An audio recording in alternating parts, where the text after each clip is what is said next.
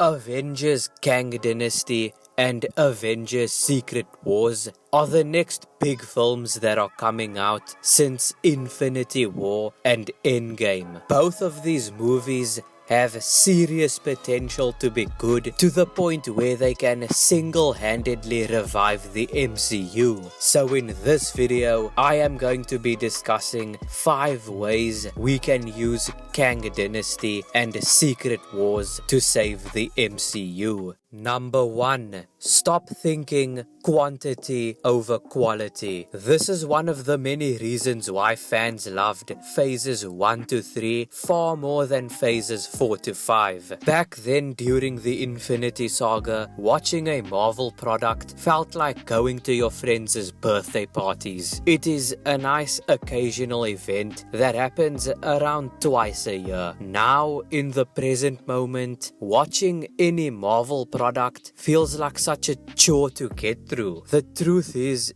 that fans of any kind would rather prefer one amazing movie than 10 average and forgettable ones. Keep in mind that the Infinity Saga had 23 movies and 12 TV shows throughout 12 years, while the Multiverse Saga is going to have 17 movies and 20 TV shows throughout 6 years. I think it's clear that Marvel Studios and Kevin Feige had no real plan after Endgame. Marvel Studios is now trying the strategy of throw the most amount of shit on the wall and see which one sticks. Another reason why phases 1 to 3 is better than phases 4 to 6 is because it is a lot easier to keep up with. There is simply less to watch and more to enjoy, and not everyone has the time and money to binge watch every Marvel product. What I'm trying to say is that more does not equal better. In fact, some of these movies and TV shows should have never even been made in the first place, like The Marvels, Secret Invasion, Echo, She-Hulk, Thor: Love and Thunder, The Eternals, Black Widow, and much more. Now, I'm not saying that Marvel should not make any TV shows at all, but what I am trying to say is that Marvel should only make at least one TV show each year instead of 4 to 5. Number 2. Delay the release of Kang Dynasty and Secret Wars. Call me crazy for this, but the reason why Infinity War and Endgame were so successful is because it had a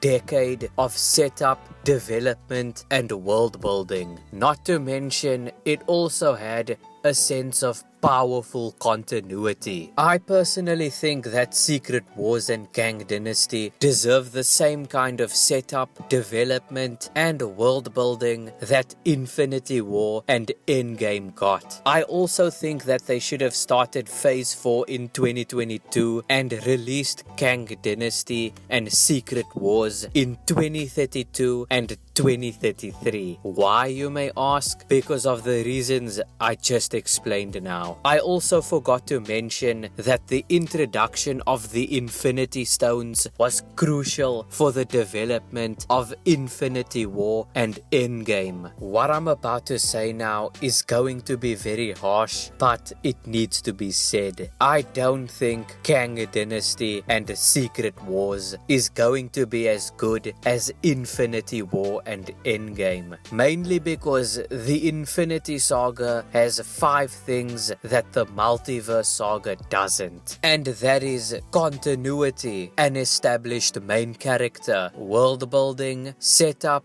and development. The Infinity Saga had Iron Man as their main character. Who does the Multiverse Saga have? I don't know. Exactly. In the Multiverse Saga, there is no continuity and there is also no centralized storyline. The truth is that Phase 4, 5, and potentially 6 is incoherent, disjointed, and all over the place. Kang Dynasty and Secret Wars are going to be mediocre, not because Disney thinks the fans are racist, sexist bigots, but because both of these movies have no setup, development, world building, a centralized storyline with powerful continuity and an established main character. The fact that Disney wants to release Kang Dynasty and Secret Wars in 2026 and 2027 really shows how desperate they are getting and how they are rushing things through. This post that I found on Reddit perfectly explains everything. If this doesn't make you understand, then I don't know what will. Number 3.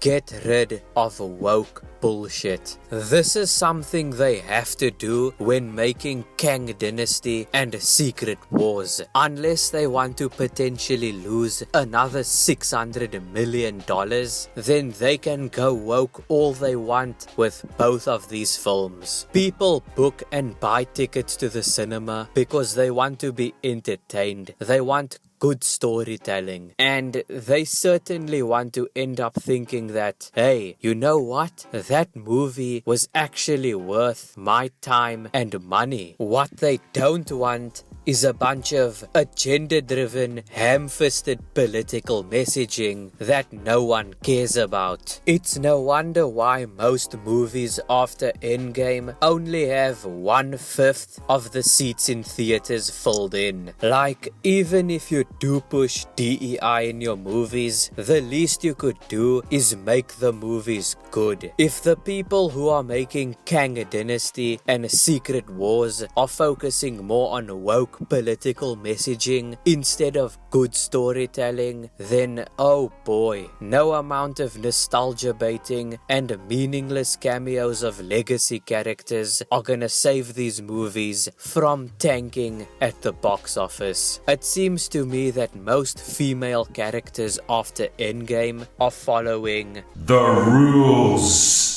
The fact that they are female isn't the problem. It has nothing to do with gender. But when you write a female character whose only purpose is to bring down male legacy characters by showing how strong and flawless they are, then you've got a problem. Number 4. Get rid of characters that no one wants. This is something they must do when making Kang Dynasty and Secret Wars. I'ma be real and honest with you. No one wants Captain Marvel, current Nick Fury, Monica Rambeau, and Ironheart. These people shouldn't even be in Kang Dynasty and Secret Wars, let alone being the leads of these films. What I'm trying to say is that no one wants Mary Sues like Captain Marvel and She-Hulk. No one wants race swaps of legacy characters such as Sam Wilson as the new Captain America. And no one wants a bunch of C-listers and D-listers that the writers failed to make us care about.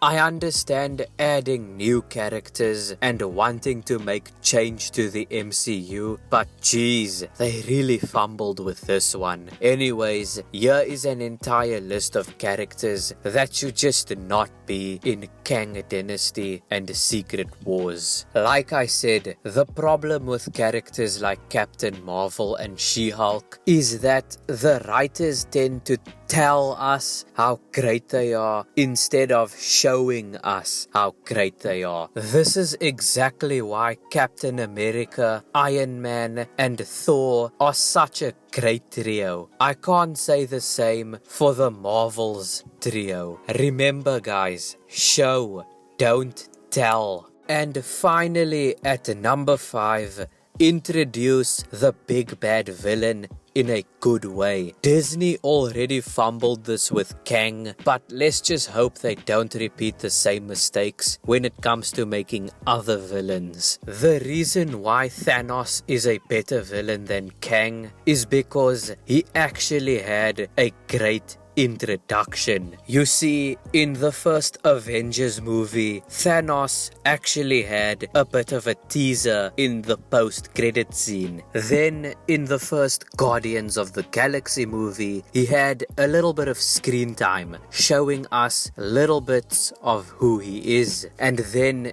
in Age of Ultron post-credit scene, there is this clip. Fine. I'll do it myself.